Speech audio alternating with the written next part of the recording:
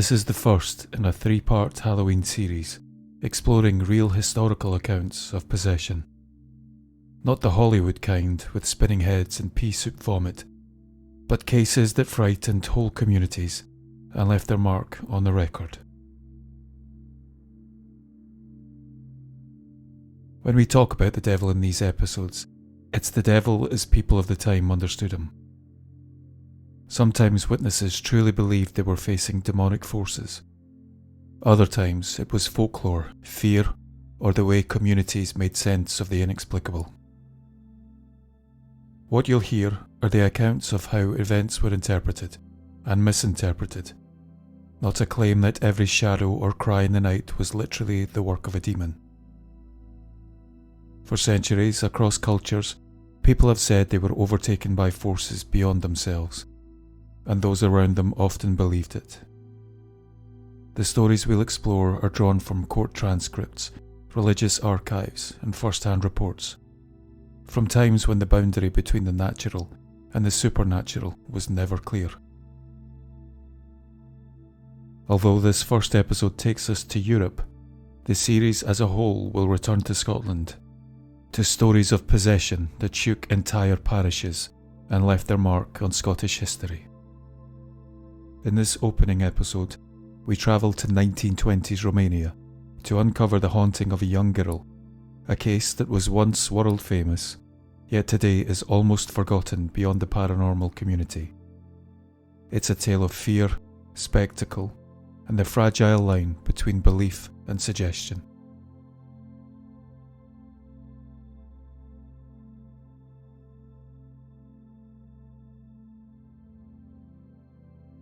In the mid-1990s, I bought a book that I still have to this day, the Guinness Encyclopedia of Ghosts and Spirits.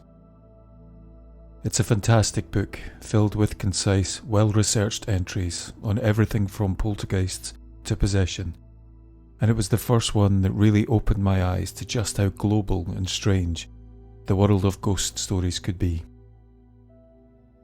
It was the first place I read about cases like the Smurl haunting in the USA, or Belechin House in Perthshire, Scotland, and people like Dr. Henry Slade and Peter Underwood. Out of all the stories and accounts it covered, there was one in particular that fascinated me then, and still fascinates me now. Long before The Exorcist terrified cinema-goers and reshaped how the world saw possession, there was another case, real, obscure, and just as frightening. You won't find pea soup here or priests shouting prayers over a convulsing bed, but what you will find is a young girl from a remote Romanian village, a string of violent and unexplained disturbances, and a trail of researchers, reporters and spiritualists who tried and failed to explain her. Her name was Elenore Zugun, and in the mid-1920s, she became one of the most closely observed poltergeist cases in history. Scratched by unseen hands, followed by objects that moved on their own, studied in Vienna, sensationalized in London, and for a brief moment, she was famous. Today she's all but forgotten, overshadowed by the more cinematic story of Roland Doe, the American boy whose 1949 case directly inspired William Peter Blatty's The Exorcist. But Eleanor's story came first, and in many ways it laid the groundwork. Her case shaped how early paranormal researchers understood poltergeists. It blurred the line between psychology and the supernatural, and it posed a question that's never quite gone away. What happens when trauma takes form? This is not a simple story. There are no clear answers, but in the scratched skin of a frightened child, the broken crockery of a peasant home, and the silence that followed years of attention, there is something haunting. Whether you see Eleanor as a victim of belief, a generator of unexplained energy, or the unwitting star of Europe's first possession media storm, one thing is certain. Before Regan MacNeil, before Roland Doe, there was a girl from Talpa, and something followed her.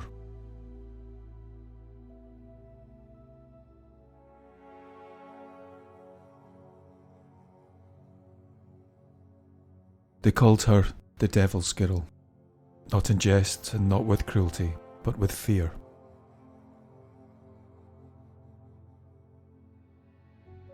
In the early 1920s, in the small Romanian village of Talpa, rumours travelled faster than the wind. People believed she was cursed, possessed, that the devil himself had taken a liking to her. And once the stories began, they didn't stop.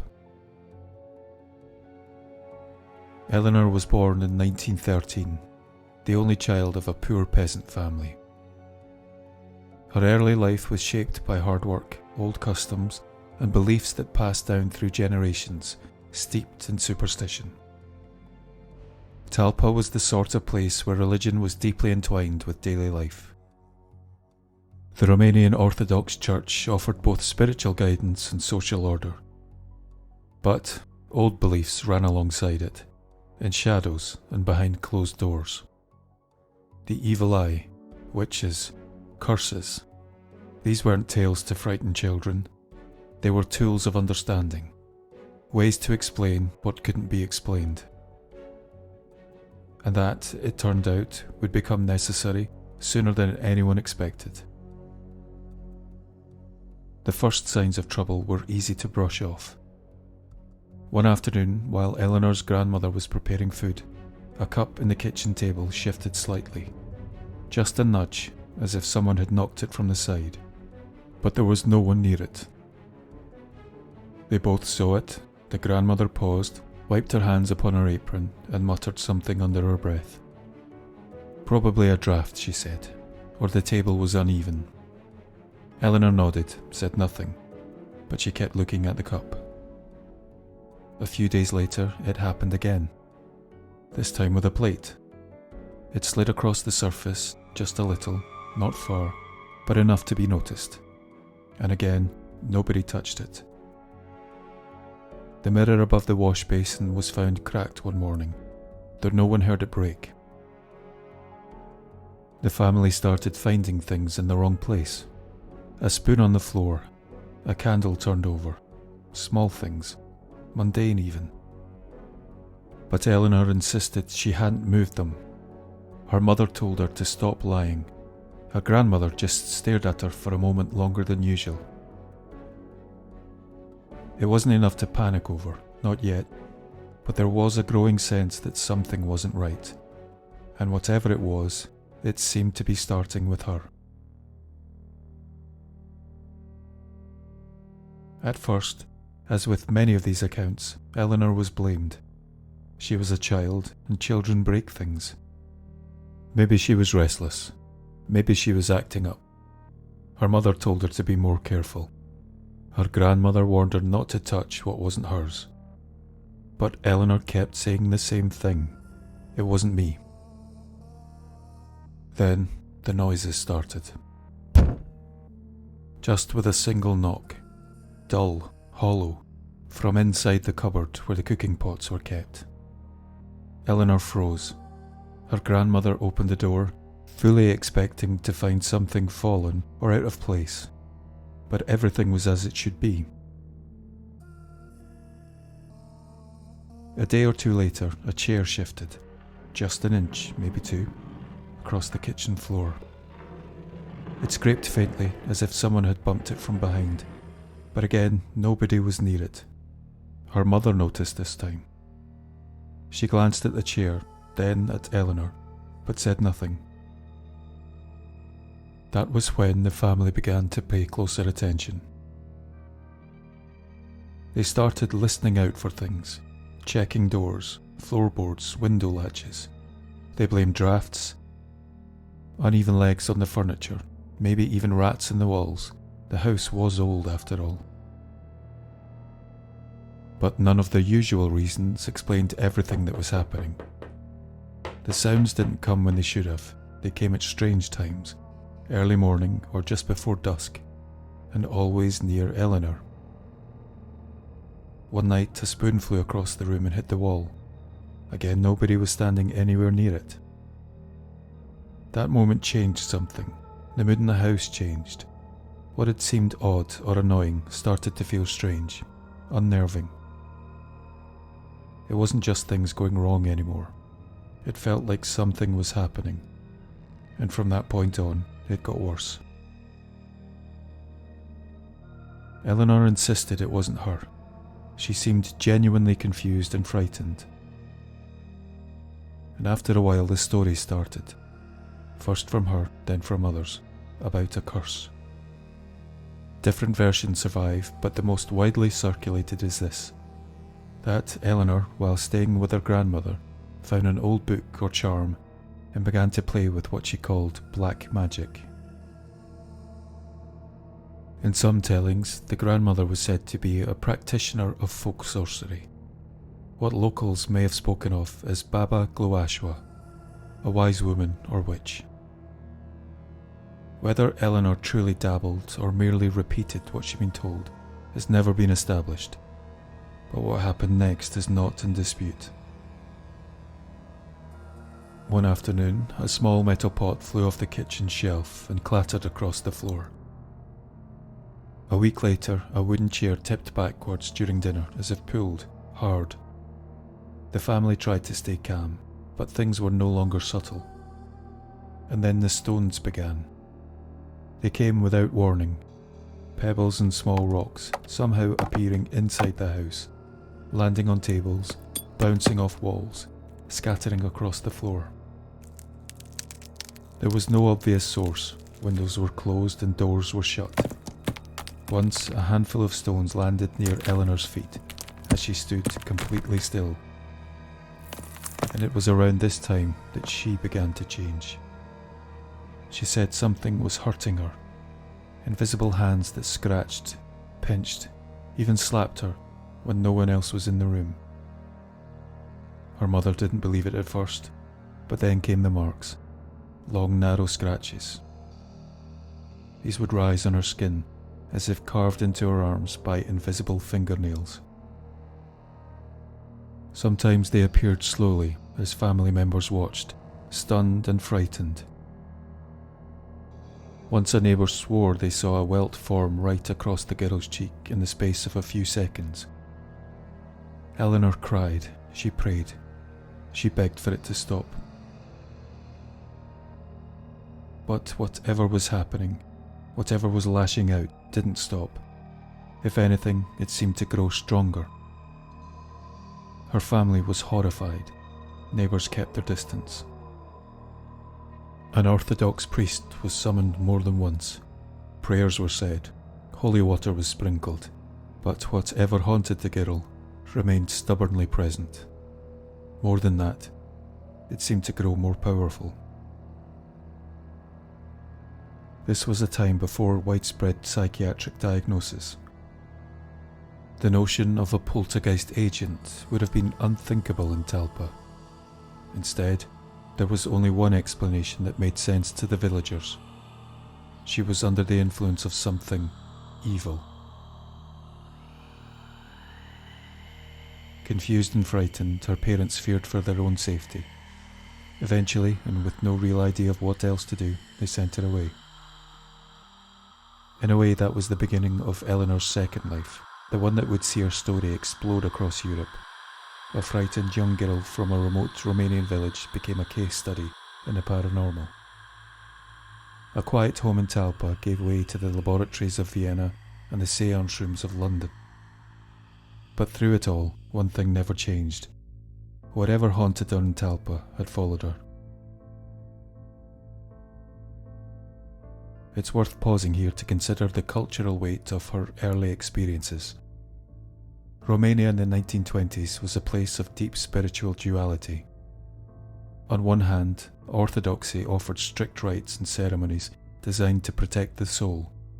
On the other, folklore provided a darker language, one shaped by centuries of invasion, hardship and isolation.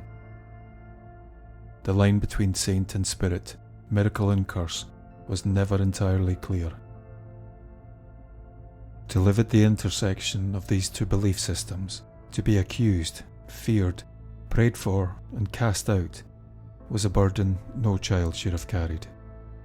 But Eleanor did, and whether you believe she was truly haunted, or simply caught in a storm of fear and misinterpretation, What happened to her in those early years left a lasting mark.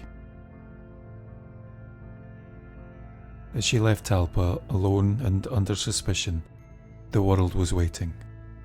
Scientists, sensationalists, spiritualists. They would test her, film her, argue over her. She would become a symbol, a curiosity, and a cause. But before all that, before the newspapers and the seances, before the scratches that made headlines and the claims of ectoplasm, there was only a girl from a village no one had heard of. A girl who heard a knock, turned round, and found that nothing would ever be normal again.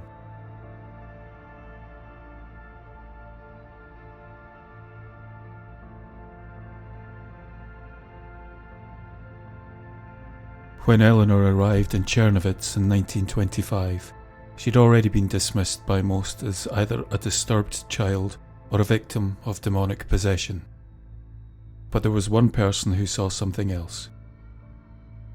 Dr. Josef Groenhut was a lawyer and psychic researcher based in the city, which was then part of Romania. He'd read scattered reports of a haunted girl from the countryside and persuaded Eleanor's grandmother to bring her to him. Groenhut wasn't an exorcist. He wasn't interested in ritual or folklore. He was part of a small but determined group of men who believed psychical phenomena could be studied, tested, observed, and documented. Eleanor was not to be prayed over, she was to be examined. And so began the strange journey that would make her name famous across Europe. The initial reports were almost unbelievable. Groenhut described violent disturbances that followed no known pattern. As he watched, stones flew across the room, furniture rattled, ink bottles upturned. But more alarmingly, Eleanor herself seemed to suffer invisible attacks, bites, scratches, bruises. They appeared without warning, often before witnesses, and in some cases on parts of the body she couldn't have reached on her own. She'd cry out suddenly, clutching her arm, only for blood to bead across her skin in long, thin lines. Bite marks would appear on her neck and shoulders. No one ever saw a mouth, no one ever saw hands, but the wounds were real. That much couldn't be denied. In one documented incident, a priest was summoned to say prayers during a particularly active episode. As he approached, a heavy glass inkwell lifted from the table and hurled itself against the wall behind him. According to multiple witnesses, the priest fled, terrified. Word spread quickly, and soon the International Institute for Psychical Research in Vienna took notice. At the time, the institute was headed by Countess Zoe Wasilko-Seretsky, a formidable figure in the world of early parapsychology. The Countess had money, influence, and a deep interest in what she called borderland phenomena. She'd read Groenhut's reports and made arrangements for Eleanor to be brought to Vienna. Her intention was to study the girl in controlled conditions. This was not to be a sideshow. It was, at least in theory, true science. Eleanor arrived in the Austrian capital in late 1925.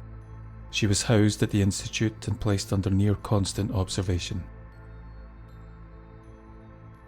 Visitors were carefully selected. Experiments were conducted within controlled conditions, and yet the paranormal phenomena didn't stop. In fact, they intensified. Typewriters moved without human touch. Locked drawers sprang open. Doors slammed. On one occasion, a crucifix was said to fly from a wall and smash at Eleanor's feet. More scratches appeared, some in the shape of symbols, crosses, arrows. Some investigators began referring to them as stigmatic marks, though not in the Christian sense. One of the most controversial elements of the Vienna sessions was the photographic evidence. The Institute took hundreds of photographs of Eleanor over a period of weeks. Some of them appeared to show fresh marks appearing on her skin as she sat, unrestrained, in a chair. One collection even documented a welt forming on her cheek in real time as the camera clicked. Critics have long questioned those images though. Could they have been faked? Could Eleanor have self-inflicted the wounds with hidden tools? The investigators said no. The scratches often appeared on her back, behind her ears, and other places it would be physically difficult for her to reach. In addition, her fingernails were trimmed short, and she was regularly searched for objects. But the scrutiny only deepened. Eleanor was a child, barely 12 years old, and she was now the subject of intense public and scientific interest. She was photographed, sketched, written about in newspapers across Europe. Some people even dubbed her the haunted girl of Vienna. Others accused the researchers of cruelty, of putting a traumatized child on display in the name of fringe science. And then came Nandor Fodor. Fodor was a Hungarian-born researcher affiliated with the Psychical Research Society in London. He was among the first to suggest that poltergeist activity might not be caused by external spirits, but by the unconscious mind of the person at the centre of it.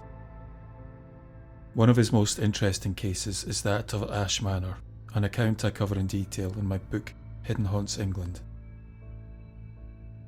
Fodor didn't investigate Eleanor firsthand.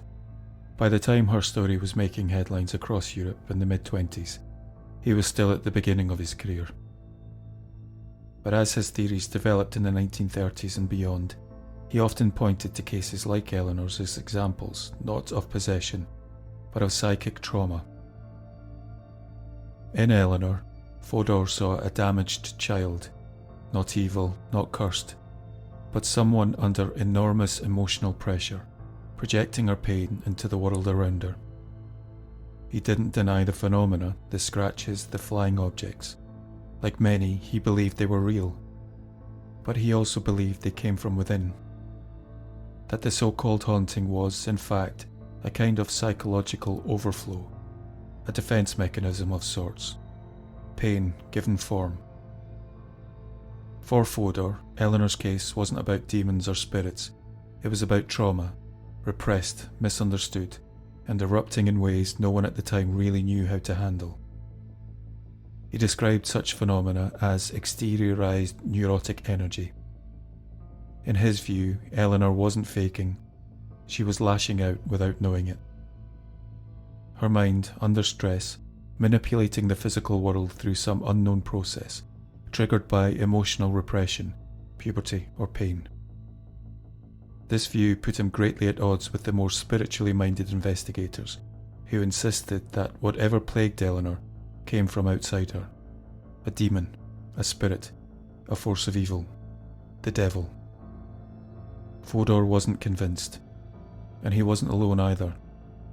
Another parapsychologist, Dr. Eugene Osti of the Institut Métaphysique International in Paris, reviewed the case and raised similar concerns. What if Eleanor was both victim and agent? What if the trauma of poverty, religious fear, and exile had given rise to something new, something science couldn't yet explain and still can't? What's striking is that Eleanor herself never offered much in the way of interpretation. She never claimed to be possessed, and never claimed to hear voices or see spirits. Her time in Vienna would last several months. She'd be studied, tested, filmed, and eventually sent to a convent to rest and rehabilitate. But the scratches never fully stopped. By 1927, the case was winding down, and the Institute moved on to other investigations. Fodor's theory gained traction in some circles, but others dismissed the entire episode as fraud or hysteria. But for those who were there, who saw the marks appear, who ducked the flying inkwells, Eleanor remained one of the most compelling and confounding cases of her time. A girl who bled for no reason, who drew the attention of Europe's finest minds, and left them with more questions than answers.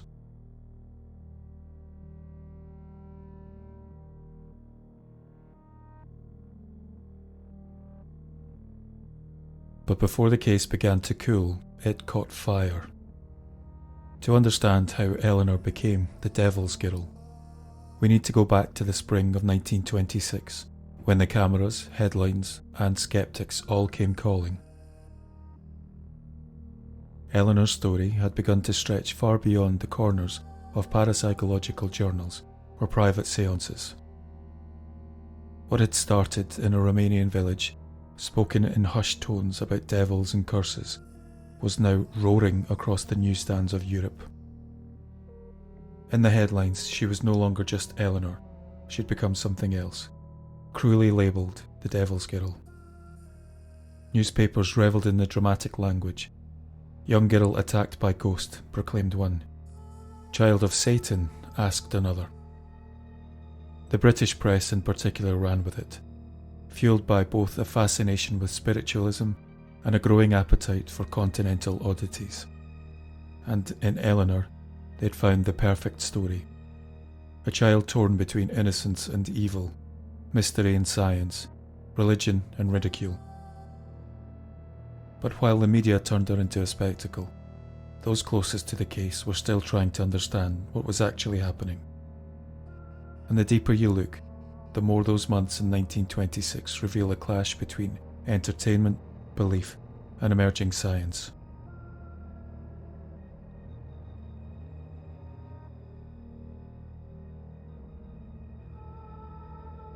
Eleanor had already attracted the attention of various institutions in Vienna, but her time in London, where she lived briefly with the Countess, her patron and protector, would mark the height of her public exposure. The Countess had become convinced of Eleanor's authenticity. She'd already published articles about the girl's case, and now sought to shield her from the more unfortunate and sensationalist sides of public attention. Her goal was to place Eleanor under more controlled scientific observation, but even her efforts couldn't hold back the tide of press intrusion. Journalists waited outside the house. Some tried to bribe servants for information. One story claims that a newspaper offered a small fortune for an exclusive photo of Eleanor mid-attack. While this was going on, inside the house, strange phenomena were still reported. Objects continued to move in front of witnesses, items vanished and reappeared, and Eleanor herself continued to be attacked.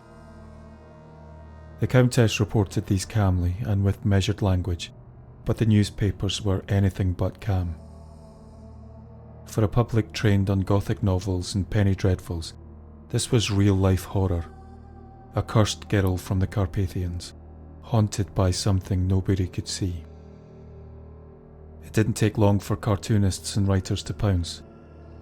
One tabloid sketched her with horns and glowing eyes. Another ran a serialized story claiming she was the result of a pact between her mother and the devil. None of it was true, of course, but the damage was done. Eleanor was still just a child, far from home, overwhelmed, and now seeing herself reflected as a monster in papers across Europe. It's hard not to wonder if all this attention, sensational, frightening, impossible to escape, only made the phenomena worse.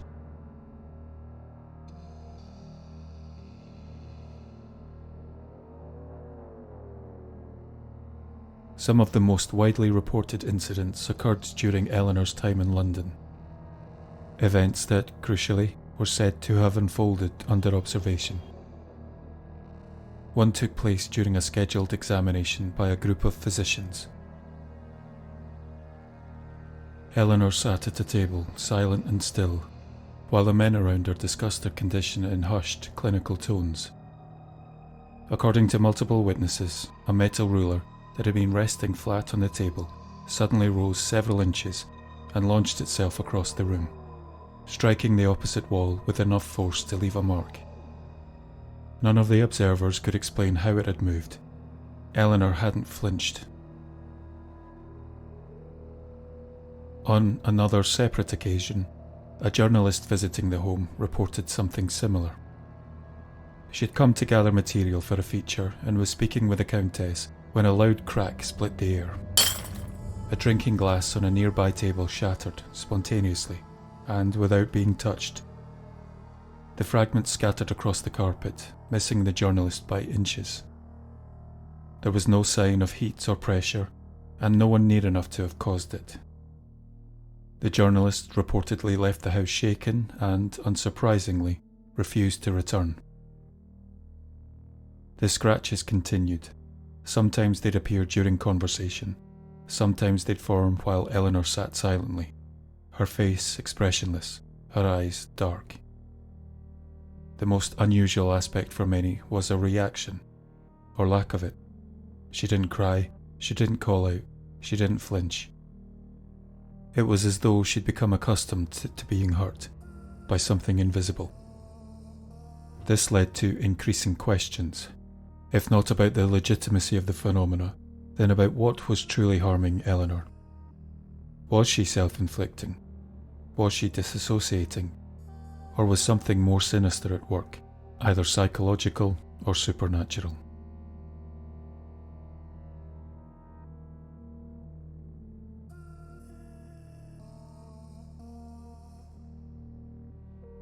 Not everyone bought into the narrative of possession or poltergeist.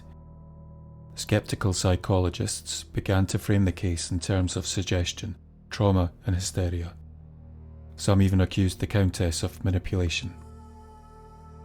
Others suggested that Eleanor was simply a clever girl playing a role that gained her attention and escaped from poverty.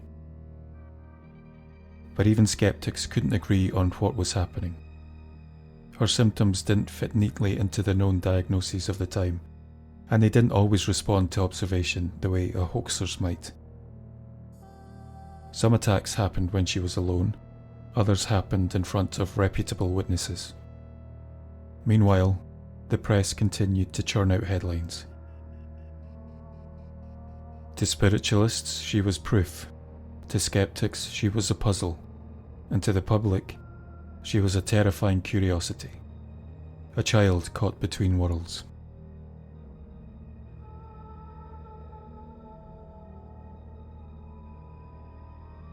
It's easy to forget when reading the headlines or the case files that Eleanor was still a child. Poor, alone in a foreign country, speaking little German and even less English. Her letters from this time, few as they are, paint a picture of someone confused, lonely, and weary. She missed her mother. She didn't like being watched. And although she never outright rejected the explanations given by the Countess or the researchers, she never claimed to understand them either. There's no record of her saying, "I'm haunted," or "the devil follows me." Most of that language came from others. The girl at the centre of the supernatural storm remained mostly silent.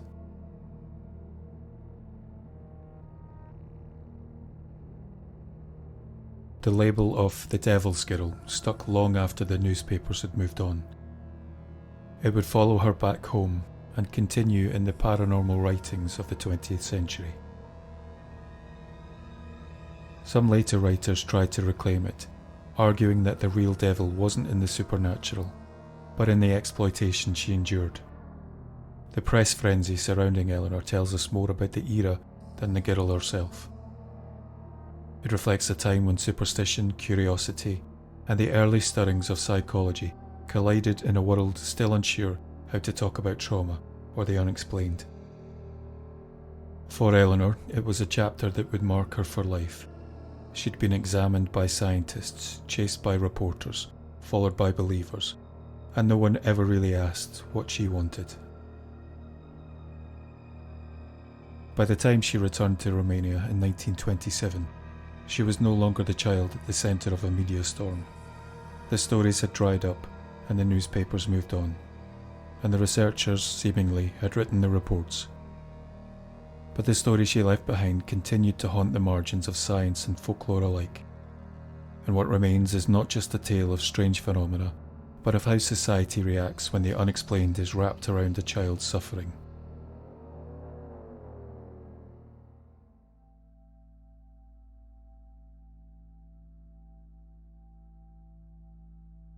As we've explored, from the earliest days of the case, Opinions diverged wildly. Some insisted the events were the work of a poltergeist, an external, malevolent force. Others believed Eleanore was producing the phenomena herself, whether through trickery, suggestion, or psychological trauma. One of the more lasting theories is that the phenomena represented a form of repressed trauma. Though no explicit abuse was ever documented, some researchers noted the emotional volatility common in cases like Eleanor's. Her background, poverty, abandonment, abrupt transitions between care homes and foreign cities, painted a picture of instability. And in such a context, disassociation becomes a plausible lens. The scratches, the flying objects, the emotional numbness, all of it could be seen as the psyche attempting to express something unspeakable. We've seen similar patterns in later cases, like that of Tina Resch, a teenage girl from Ohio whose apparent poltergeist activity in the 1980s drew national media attention. Resch, too, had a troubled childhood and was later accused of faking phenomena. But researchers like William Roll argued that the events pointed to deep psychological trauma made manifest in startling ways. Another framework sees the case as a product of cultural belief manifesting in physical symptoms. Eleanore was raised in a region steeped in Orthodox Christianity and rural suspicion, where curses, demons, and protective rituals shaped daily life from an early age. When the disturbances began, she already had a script available, a way to explain the chaos, both to herself and to others. In this light, the haunting wasn't supernatural, but psychosocial. Her culture gave shape to something deeply felt but poorly understood. A more symbolic reading casts demonic possession as a metaphor, not for evil, but for transformation. Eleanore was 12 when the events began, the liminal age of adolescence. In some interpretations, especially those influenced by post-Freudian thought, the scratches, voices, and trance-like states are not unlike the bodily and psychic disruptions of puberty. To be possessed might mean being consumed by changes a person can't control. A poetic, if painful, metaphor for the loss of innocence.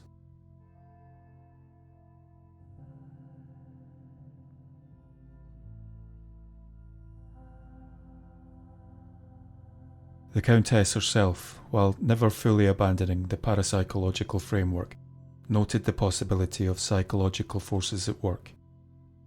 In one of her published notes, she reflected, "There are times when Eleanore seems not frightened but absent, as though her body remains here, but herself has gone elsewhere.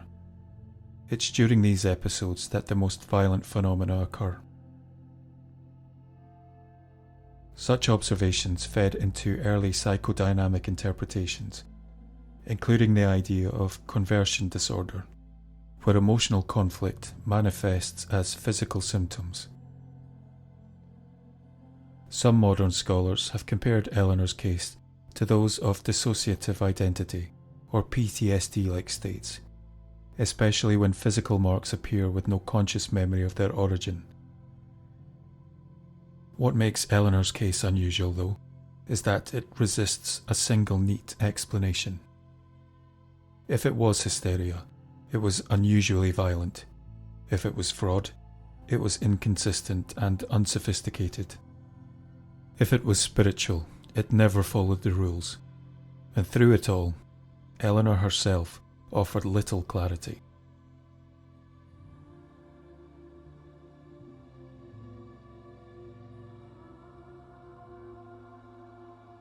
The case arrived during the first wave of scientific interest in psychic phenomena, a time when multiple institutions were trying to legitimize the study of the paranormal.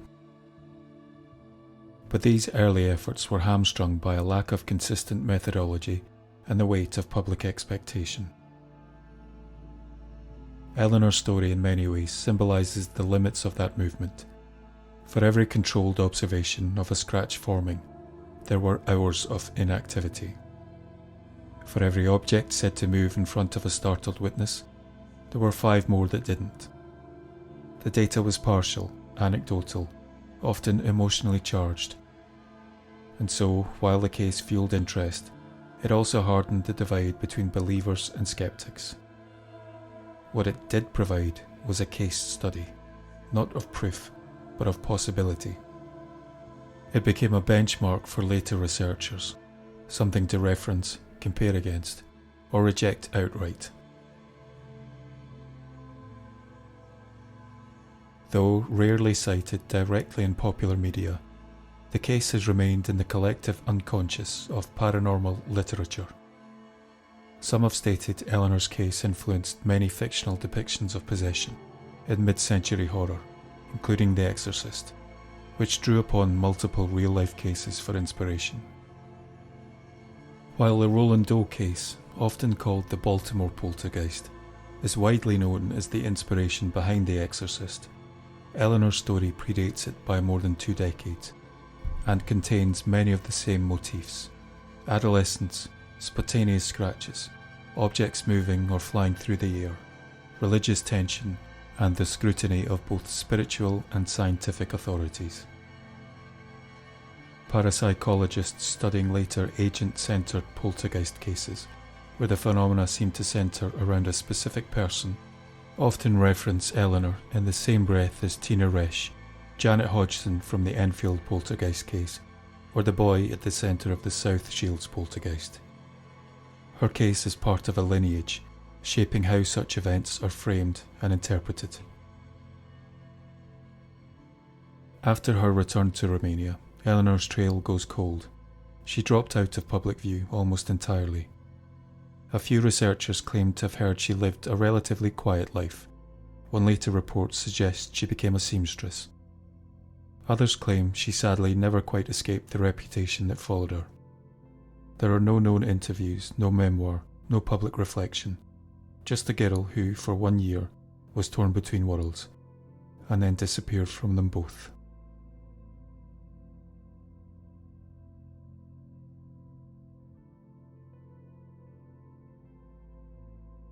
Eleanor remains, even now, a kind of phantom figure, an enigma. Her case sits on the edge of multiple domains: psychology, folklore, spiritualism, science, trauma. And like all good ghost stories, it says more about the people who tell it than the person at its heart. She was poor, female, Eastern European, and in crisis. And at a time when Europe was redefining belief, modernity and morality, her story was bent into whatever shape the audience needed it to be. To spiritualists she was evidence, to skeptics she was deluded or manipulated, to psychologists she was a textbook in the making, and to the press she was the devil's girl, a brand, a mystery, a headline. What she was to herself, we'll never know.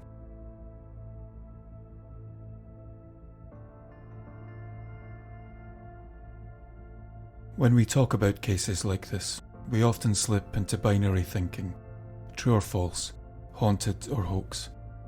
But maybe those are the wrong questions. Maybe what matters more is how these stories take root, how belief, fear, culture and emotion collide in the lives of individuals who never sought the spotlight. With Eleanor, we see the machinery of interpretation at work. Some called it a poltergeist, an energy breaking out around her. Others insisted it was possession, something taking hold within her. Religion reached for demons, science for psychology, and the press for spectacle. None of them agreed, and none brought us closer to her reality.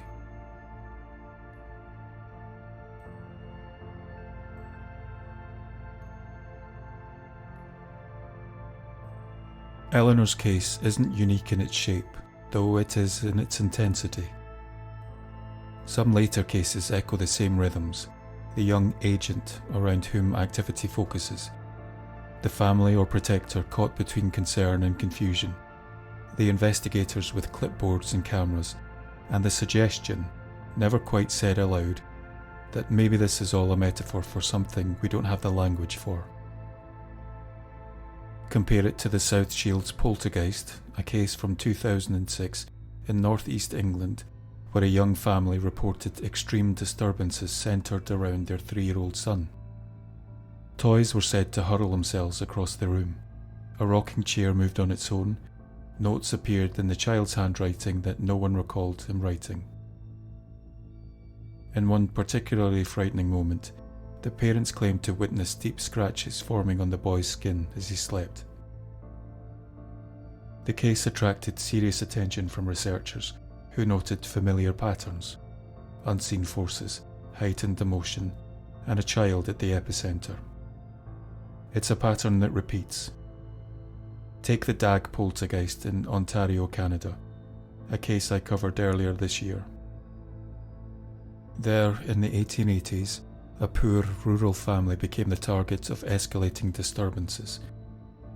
Loud bangs, flying objects, and disembodied voices. At the centre of it all, 11-year-old Dinah, a foster child living in a home already under strain. Or even cases like the Enfield poltergeist, where a teenage girl became the focus of attention, with photographers and investigators crowding her home, trying to prove something she couldn't explain. These stories don't always offer a tidy resolution. They blur the lines between mental health and spiritual crisis, between attention-seeking and emotional breakdown, between grief, guilt, and something far stranger. Sometimes they fade with the person at their centre. Sometimes, like Eleanor, they vanish completely. What fascinates the most isn't the scratches or the flying objects, it's the atmosphere of ambiguity. The sense that something is happening, even if we don't know what. A momentary thinning of the membrane between the rational and the irrational. A breath from the borderland. Eleanor didn't just cross that border, she lived it. For a year or two, her life was defined by it. She became a mirror in which people saw whatever they feared or needed to believe. And then the mirror was set down, the girl stepped away, and the world went back to normal.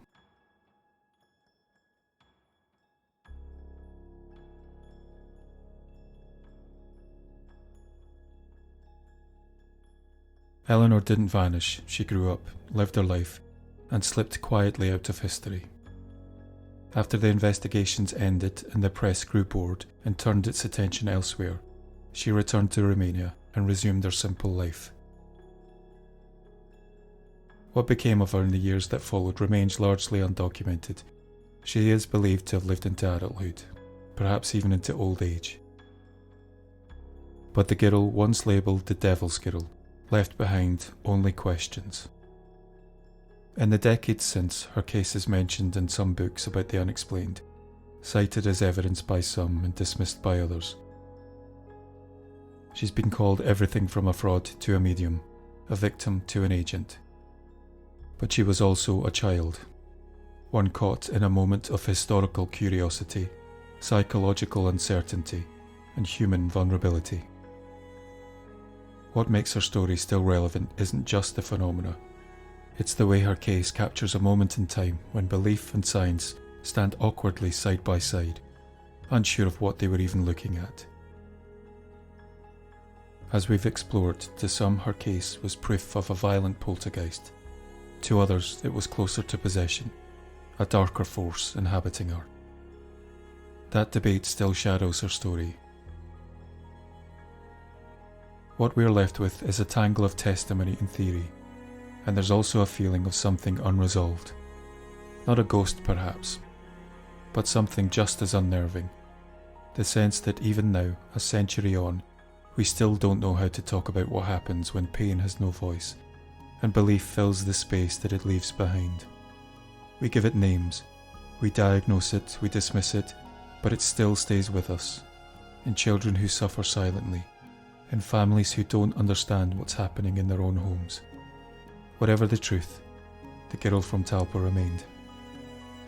Not just in the records of psychical researchers, but in the uneasy space between memory and myth. And if history shows us anything, it's that her case was not the first, nor would it be the last, to leave a community convinced that something unholy had taken place. In our next episode, we leave Romania behind and return to Scotland to confront reports of possession spanning 5 centuries, from the late 1600s to the present. Cases where the word possession wasn't hinted at, but written directly into the record.